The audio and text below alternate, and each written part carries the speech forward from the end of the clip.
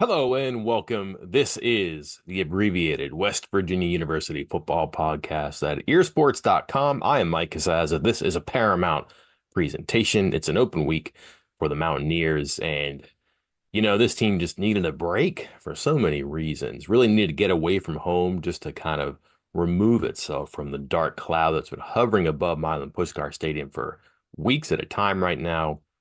Kind of break up the negative rhythms that had developed in a season that is supposed to be all about routine. But when the routine not only features back-to-back losses, but a lot of the noise on the outside, yeah, it's kind of useful to get in a plane to fly out west, play a team that you can beat, and to actually get that win, kind of what the doctor ordered for a team that's had a lot of doctor's orders lately when it comes to quarterbacks, offensive linemen, defensive backs, defensive linemen, and now, ooh, exhale.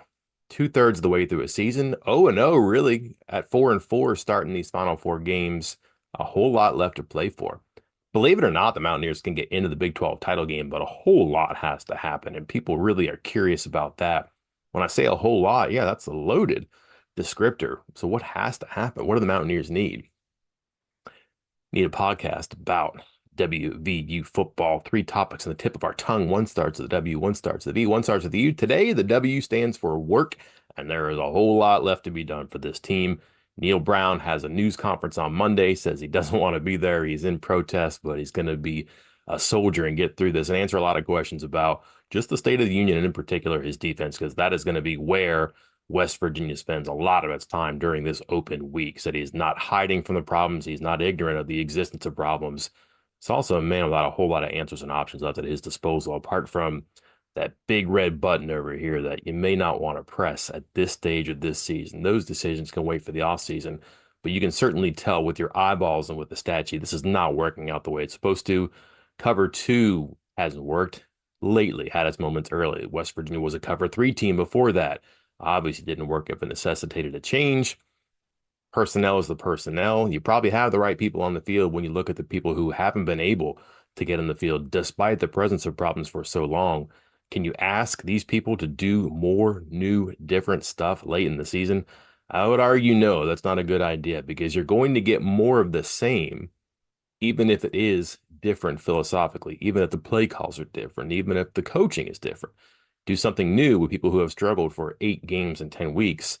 You're probably going to struggle for 4 more games in 4 more weeks. So the frustrating answer is probably just to get better at what they're doing, but also to just eliminate the stuff that players have proven they can't do. And what was most telling about Neil Brown's news conference, well, two parts. One, probably the most criticism he has volunteered, never mind aloud, that he has volunteered about the defense and in particular the structure under which the players are being asked to play. Nowhere was that more evident than those goofy Tampa 2 coverages late in the game that ended with Trey Lathan, a middle linebacker, having to just dog paddle and try to stay above water to defend passes thrown to Tetaroya McMillan.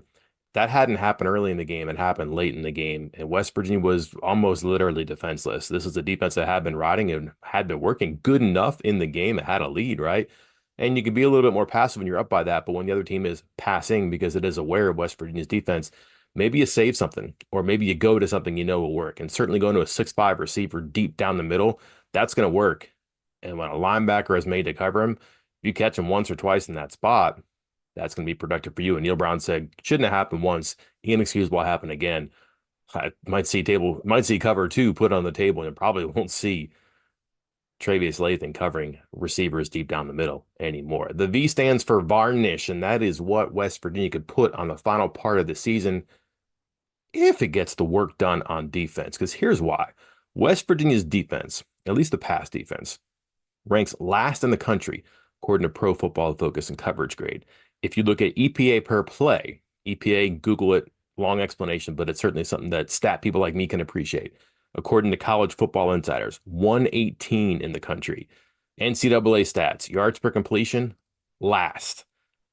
Pass efficiency, 126 out of 133. Yards per game, 113 out of 133. Points per game, not necessarily a passing statistic, but given the state of West Virginia's pass defense, relevant. That is number 95. Folks, that's a problem, right? And that's why they have to do work on this. And here's the issue. And these offenses that they're playing coming up, Cincinnati, Baylor, UCF, Texas Tech, three of them are going to sling it. That would be Cincinnati, Baylor, and Texas Tech. And probably also UCF, right? Then they're a running team, but if you've seen West Virginia's defense, you're not going to run very determinedly against that defense because it is good against the run. It can be good against the run. It's not good against the pass. Look at what Kansas State did. A career high 19 completions for the quarterback, a career high 298 yards for the quarterback. In 2024, these aren't huge numbers, but that's what happens against West Virginia's defense. A running team is going to pass. Well, why is this a concern? The yards per completion rank for the next four opponents in numerical order: 13, 26, 16, 104. Yards per game rank for the next four opponents. Again, numerical order, not schedule order: 19, 29, 61, 106. How about points per game? Next four opponents: 34, 51, 59. How about this? 16, 34, 51, 59. Your team will score a lot and pass a lot too, and they probably pass a score, and you're going to do that against WVU. Can this happen for the Mountaineers? Can the Mountaineers go 4-0, 3-1, finish with 7 or 8 wins? And listen, a 7-2 team is going to have a chance to begin the Big 12 championship game. A lot has to happen. Like I said, don't want to bore you with the details. It's complicated. Can West Virginia do it? Well, yeah, the offense will have to get going too, and that's why the quarterback situation, which we'll get to, is so important because defensively for these teams coming up, it can be a real struggle.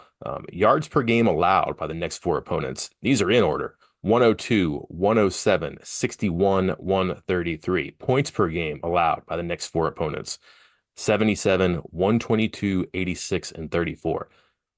If you see all these things about West Virginia's defense, that it'll get opponents right, and that opposing offenses can get going against the defense that West Virginia puts out there, the rankings that I just read you for the defenses that West Virginia will face, you must apply the same principle that West Virginia's offense, if improved, if healthy, if aligned properly, should be given the same benefit of the doubt against those defenses and a chance to varnish the schedule in the last part of the season. The U stands for unknown, and that is the completely understandable and expected explanation from Neil Brown about the quarterback situation right now. Does not know who quarterback one is, hasn't seen Garrett Green. Everybody had Sunday and Monday off. This is not going to be a full-blown week of practice. They'll have some light workouts Tuesday, Wednesday, Thursday.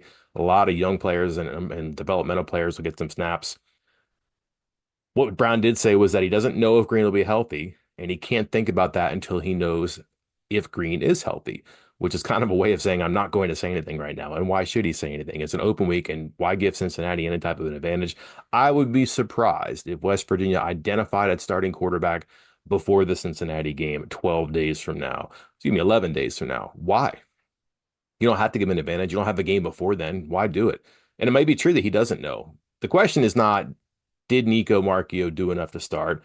The question is not, will Garrett Green start? Brown isn't and won't answer those questions right now. And again, understandable. Doesn't have the information to give you an answer on that because Green isn't practicing, and doesn't have the incentive to give you that answer because why would he? The best question is, Neil Brown, if Garrett Green is healthy, is he automatically your starting quarterback against Cincinnati?